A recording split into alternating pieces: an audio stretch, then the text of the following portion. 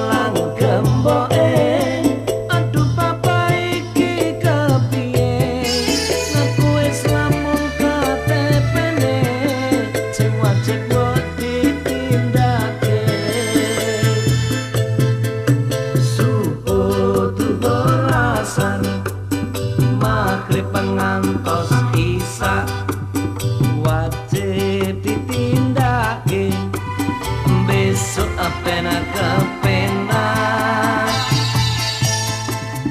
ojo mung KTP-ne, ayo padha ditindake.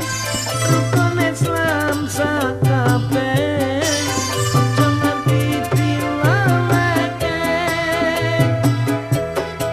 Ojo mung KTP-ne, ayo padha ditindake. Rukun Islam sakabeh ojo nganti dilaleke.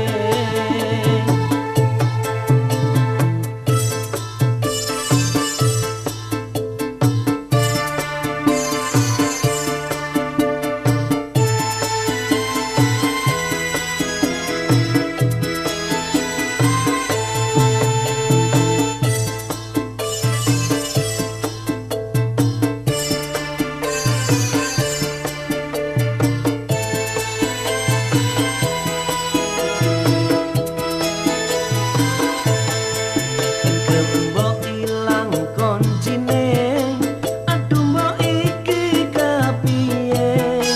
Kijang ngaji mung semoyo wae, senajan repot mbok diselake.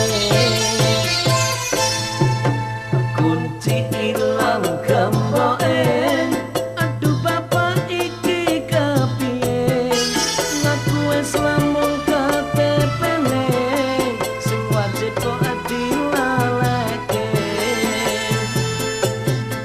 Subuh duhur asar maghrib pengantos isya wajib ditindake. Besok